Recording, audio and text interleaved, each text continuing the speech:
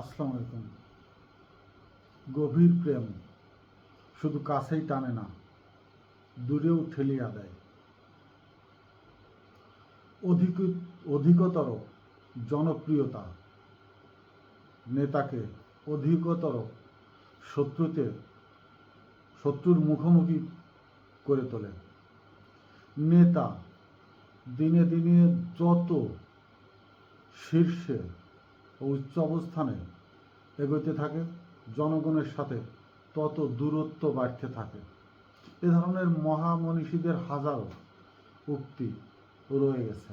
এটা আমরা শুধু পড়ার জন্য পড়ি বা সময় মতো একটু বলি, কিন্তু নিজের কার্য জীবনে কতটুকু প্রতিফলিত ঘটায় সেটা নিয়েও সন্দেহ আছে। সম্প্রতি বিএনপির সবচেয়ে বহুল সমালোচিত বিরূপ আলোচনার মুখোমুখি হচ্ছেন দলকে নিয়ে নয়, অথবা দলের কিছুটা আংশিক, কিন্তু মাননীয় প্রধানমন্ত্রী তারেক রহমানকে নিয়ে।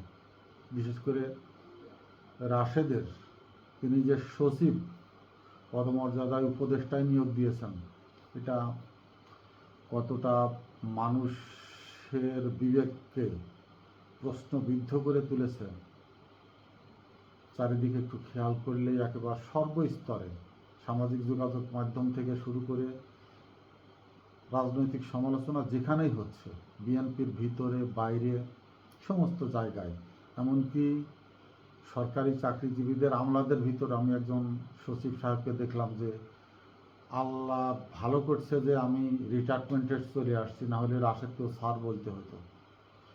তো তার মানে আমলাদের ভিতরে এটা সমালোচনা হচ্ছে, একেবারে সচিব থেকে শুরু করে সর্বকনিষ্ঠ যে একজন কর্মচারী সেখানেও।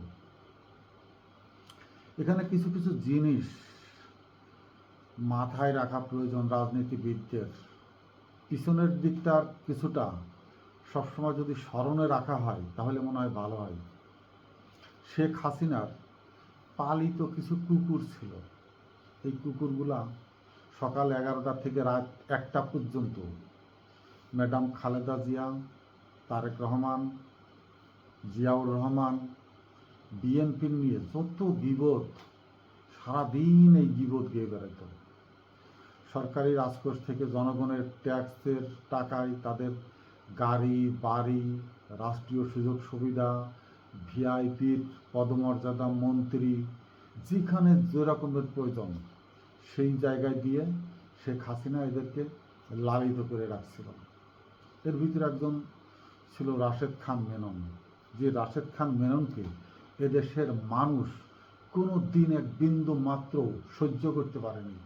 আর সচেতন মহল জানেই যে বাংলাদেশের বিরুদ্ধে দুইজন ষড়যন্ত্রকারী রাজনীতির নেতা, মানে রাজনীতির নেতারা না এরা, কিন্তু প্রকাশ্যে থাকে এবং রাজনীতির ভিতরে বসে ষড়যন্ত্র করে। একজন হচ্ছে রাশেদ খান মেনন, আর হচ্ছে কাদের সিদ্দিকী, ভারতের দুই মহা দালাল।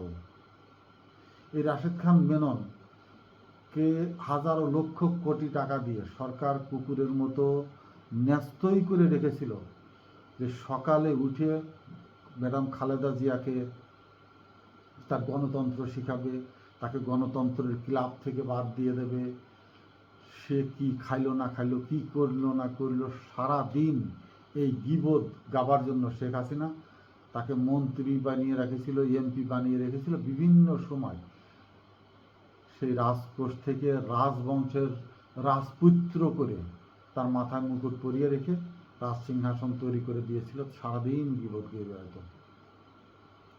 শেখ হাসিনার জনরোষের প্রধান একটি সূত্রের ভিতরে এই রাশেদ খান মেনন ছিল একজন।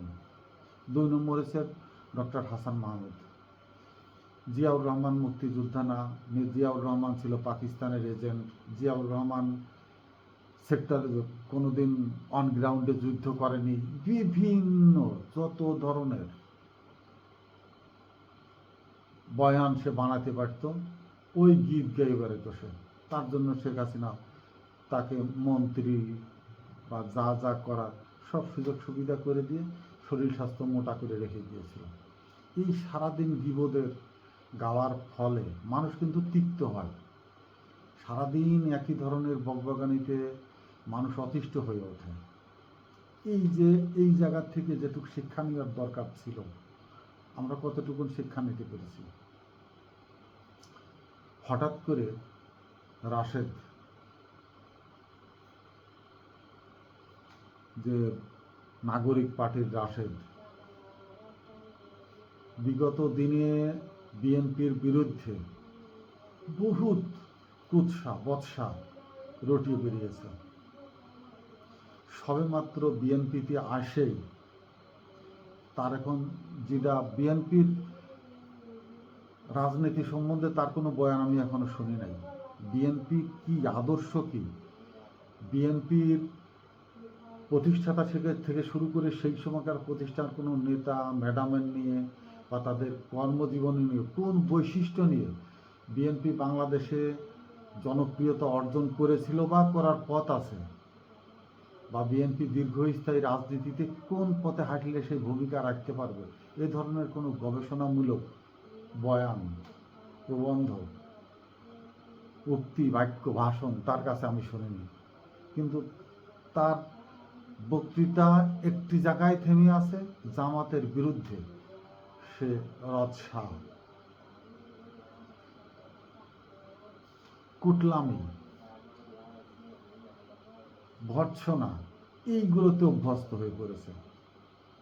এখন কথা হলো, তারেক রহমান সাহেব কি তাহলে জামাতকে সারাদিন মানে পাখির মতো কাঠ ঠোকানো, পাখি যে কাঠ ঠোকাতে থাকে ওইভাবে ঠোকানোর জন্য নিয়োগ দিল, নাকি বসন্তের কোকিলের মতো গাছের ডালে বসে জামাতের বিরুদ্ধে প্রেমের গীত গাওয়ার জন্য নিয়োগ করলো, নাকি ভূতম পাখি আছে না, তারা গভীর রাতে এমন একটা ভয়ানক সুরে ডেকে ডেকে ভয় দেখায়, কাকে যেন ভয় দেখায়, সেই জামাতকে ভয় দেখানোর জন্য নিয়োগ দিল, না কি করলো?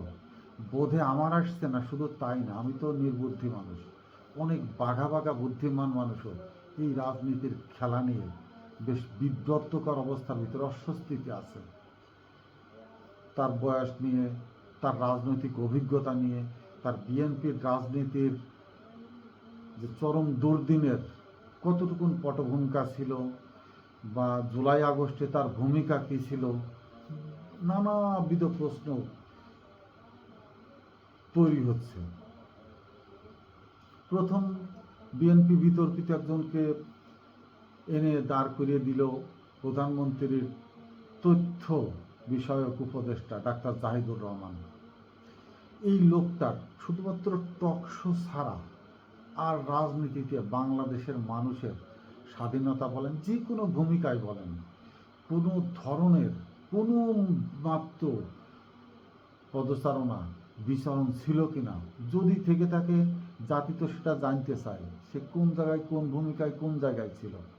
তিনি টক শোতে আসছেন, কথা বলছেন, নগদ টাকা পকেটে নিয়ে চলে যেতেন। তার একটা ব্যবসা ছিল, ডাক্তার মানুষ, অবসর সময় ছিল, টক শোতে যেতেন, টক শো করতেন।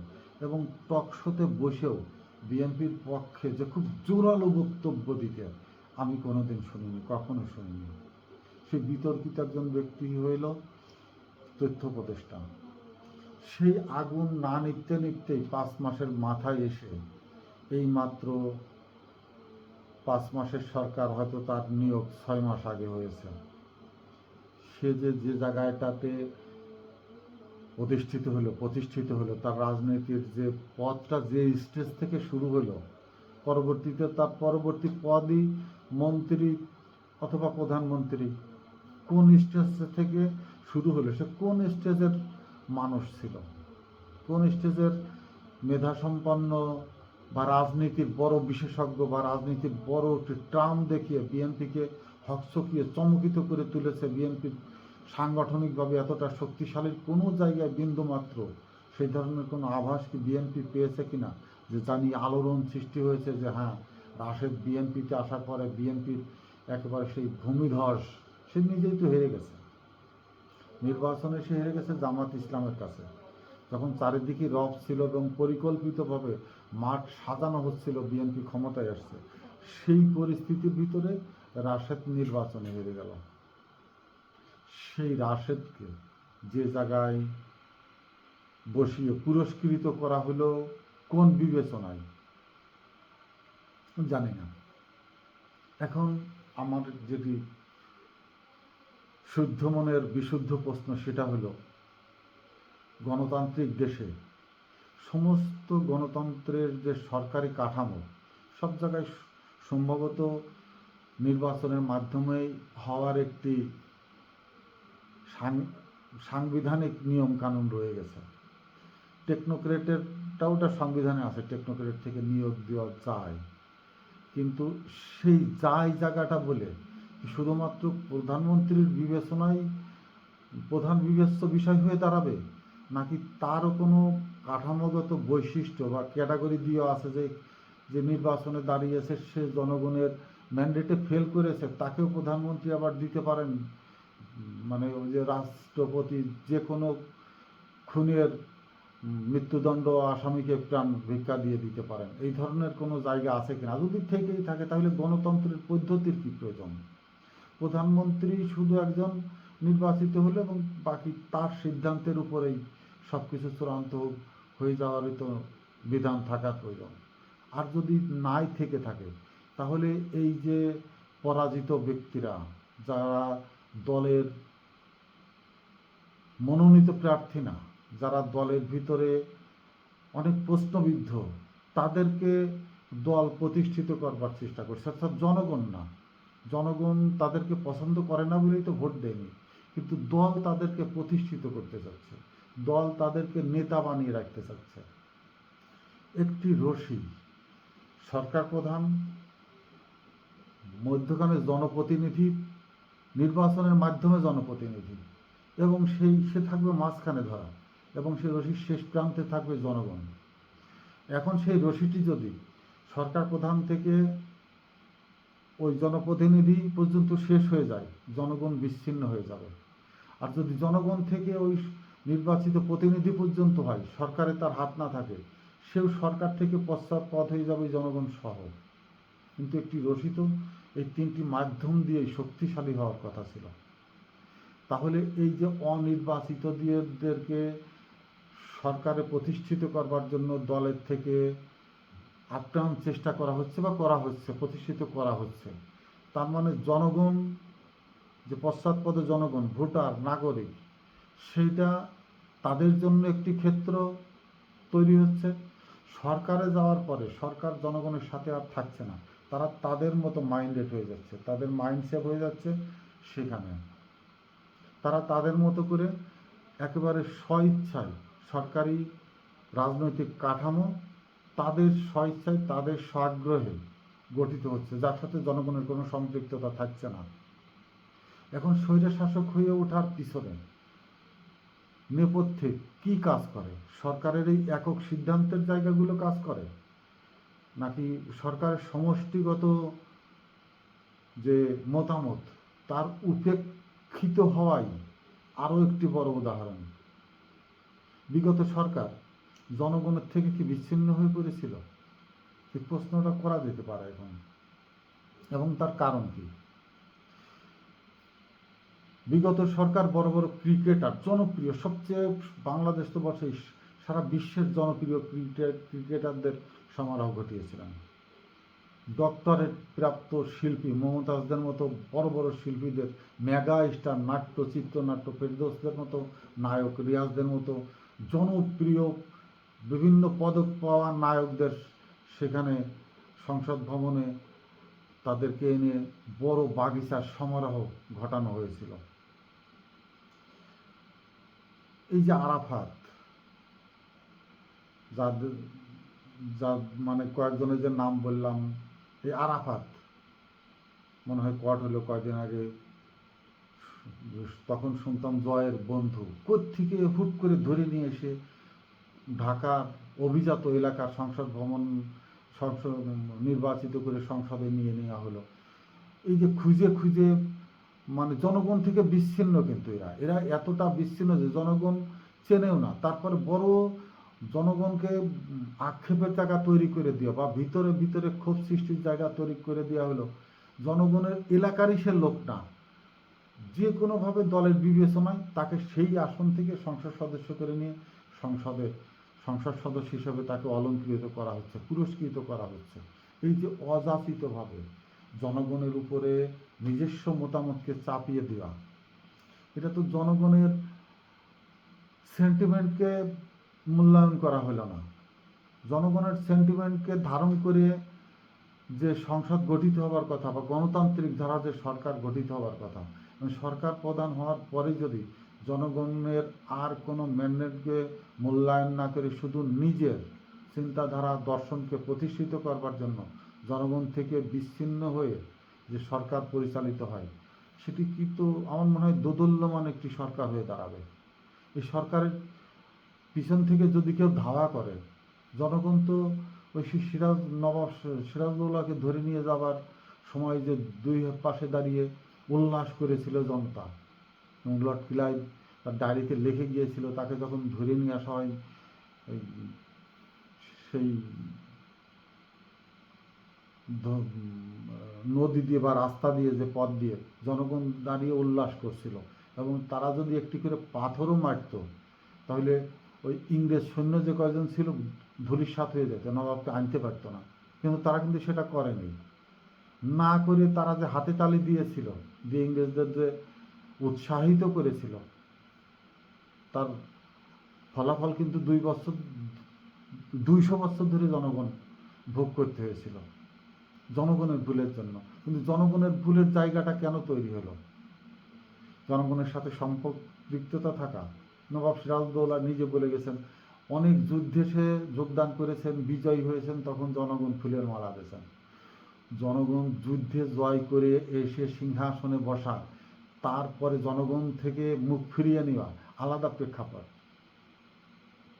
আমার দৃষ্টিতে, বামেই শুধু না, সারা বাংলাদেশের দৃষ্টিতে তারেক রহমান এখন জনপ্রিয়তার শীর্ষে। বাংলাদেশে যাবৎ পর্যন্ত যত রাষ্ট্রপ্রধান হয়েছে, জিয়াউর রহমান অনেক জনপ্রিয়তার একজন মহানায়ক ছিলেন। জনগণকে কিভাবে জাগিয়ে তুলতে হয়, তিনি তার সম্রাট ছিলেন। আমি যেটা বলবো যে জাদুকর ছিলেন, তার হাতে মুখে কলা কৌশলীতে জাদু ছিল। তার থেকেও অভিজ্ঞ মনে হচ্ছে, অভিজ্ঞশালী ব্যক্তি মনে হচ্ছে তারেক রহমানকে আমার কাছে। তিনি শিশুদেরকে যেভাবে বুকে আগলে নিয়ে পথ করে দিচ্ছেন তার দিকে ধাবিত হবার জন্য, ভবিষ্যৎ প্রজন্মকে তার দিকে আকর্ষিত করবার জন্য যত ধরনের সুন্দর পথ আবিষ্কার করছেন, এটা বিমোহিত হচ্ছে মানুষ, তাদের গার্ডিয়ানরা।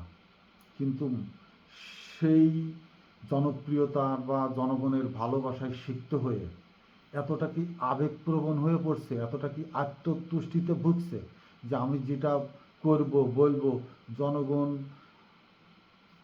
মানে উৎফুল্ল চিত্তে সেটাকে ধারণ করবে, বহন করবে, বা সেটা নিয়ে কোনো প্রশ্ন তুলবে না।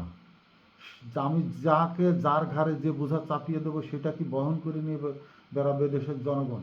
এই ধরনের কি তার ভিতরে কোনো চিন্তা ধারণার উদ্বেগ হচ্ছে? এই যদি হয়ে থাকে, সম্ভবত এতটা হাইফার থিঙ্কার তার মনে হয় ঠিক হচ্ছে না।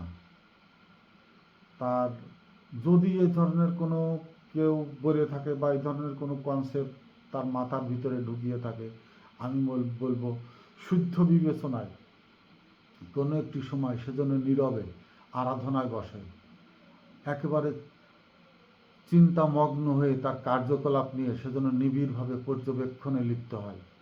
হুট করে যে কাউকে যে কোনো জায়গায় বসিয়ে দিলে দেশের জনগণের ভিতরে যে আলোড়ন সৃষ্টি হবে, সেটার দিক আছে, দিক পরিবর্তন হয়। সারা গ্রীষ্মকাল ধরে উত্তর দিক থেকে দক্ষিণ দিকে বাতাস বয়, কিন্তু যখন শীত আসে, ওপাশে যখন বরফ জমে, আমি ভুল বলছি, দক্ষিণ থেকে বাতাস বয় শীতে, গরমের সময়, গ্রীষ্মকালে, কিন্তু ওপাশে যখন উত্তরে বরফ জমে, সেই বরফের গা ছুঁয়ে যে বাতাস আসে, সেটা কিন্তু উত্তরের বাতাস দক্ষিণে যায়। দুইটা বায়ু প্রবাহ হয়। গ্রীষ্মকালে হচ্ছে দক্ষিণ থেকে উত্তরে যায়, এই জন্যই দক্ষিণা হাওয়া বলে। গরমের সময় দক্ষিণার ঠান্ডা হাওয়া সাগর থেকে উঠে আসে, আর শীতের সময় উষ্ণ বায়ু বইয়ে আসে। যে বাতাসের দিক পরিবর্তনের সাথে কিন্তু জনগণের সেন্টিমেন্ট দিক পরিবর্তন হয়। এই দিক পরিবর্তন হওয়াই কিন্তু, হ্যাঁ, অনেকেই বলছে জুলাই আগস্ট বাংলাদেশে আর হবে না। জুলাই আগস্ট হবে না সেটা ঠিক আছে, আন্দোলন হবে না, কিন্তু নির্বাচন তো হবে।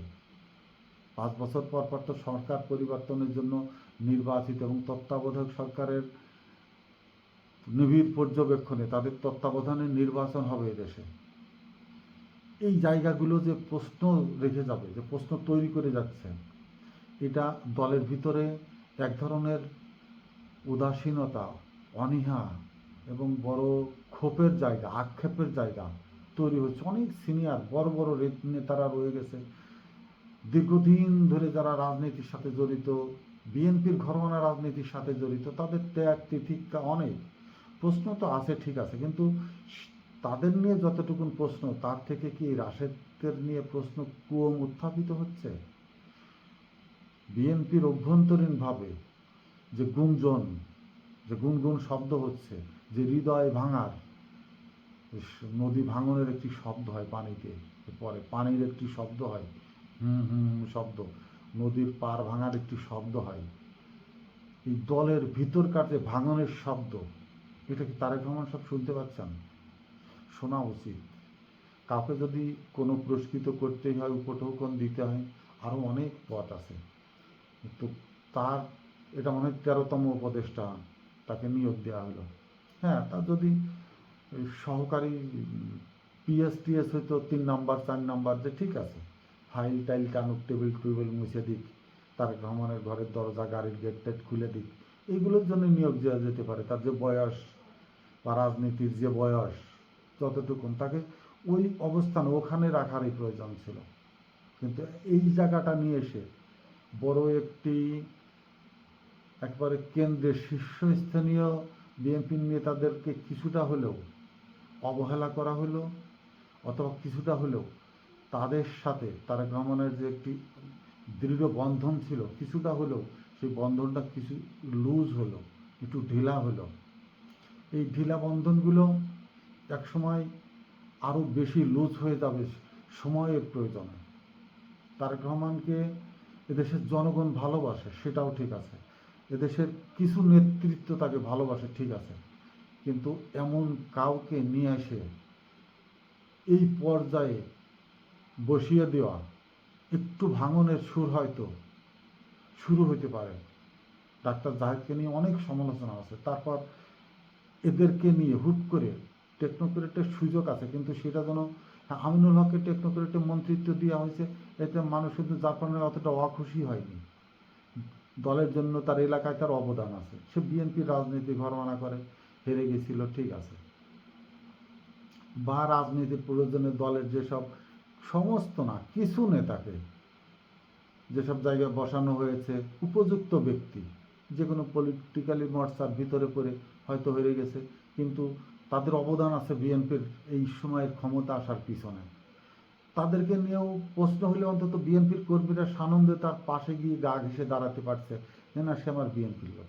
কিন্তু এই রাশেদের মতো এরা হুট করে এসে যদি ওই জায়গাটাতে চলে যায়, তাহলে ওই জায়গাটা যারা মনস্তাত্ত্বিকভাবে স্থির হয়েছিল বা যারা চাচ্ছিল যে দলের জন্য আরও কিছু করবার, সুযোগ খুঁজবার, তারা কিন্তু হতাশা হলো। এই জায়গাটা, এই প্রশ্নর জায়গাটা তারেক রহমান, আমি আশা করি তিনি দ্রুত সময়ের ভিতরে যাকে যেখানে নিয়োগ দেওয়া হয় তার জন্য একটি নোট দেওয়া হয়।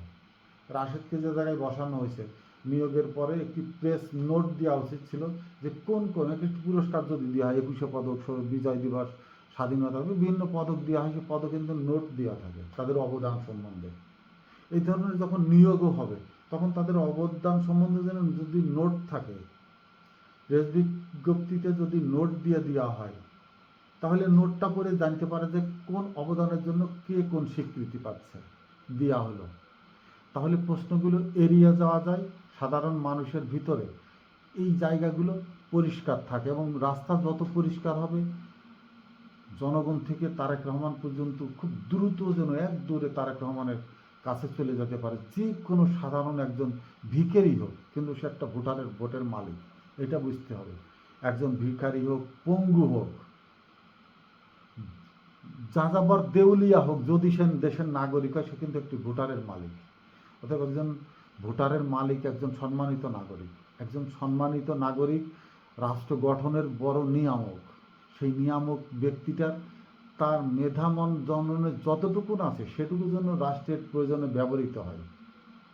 শুধু দল যেন অর্থকানা, ব্যক্তিকানা, বন্ধুত্বকানার ভিতরে না এসে পড়ে। আর আমরা তো গিয়াসের মতো আর কোনো বন্ধুকে চাই না যে তারেক রহমানের কোল ঘেঁষে বা তাকে প্রশ্নের ভিতরে ফেলে দিক। বিগত দিনের হাওয়া ভবনের আর কোনো উদ্ভাবক তৈরি না হোক। জনসাধারণ মানুষ যেন আর কোনো বিষয়ে, বিশেষ করে তারেক রহমানের ব্যক্তিগত পারফরমেন্স নিয়ে প্রশ্ন তুলতে না পারে। সেই জায়গাটা পরিষ্কার থাকলে আমাদের মতো সাদামাটা মানুষগুলো বুক ফুলিয়ে রাস্তায় চলতে পারি। না হলে আমাদের ঘাড় ধরিয়ে ধাক্কা দিয়ে ড্রেনের পাশে নিয়ে বলে, তোর নেতা ওইটা করলো কেন? আসসালামু আলাইকুম।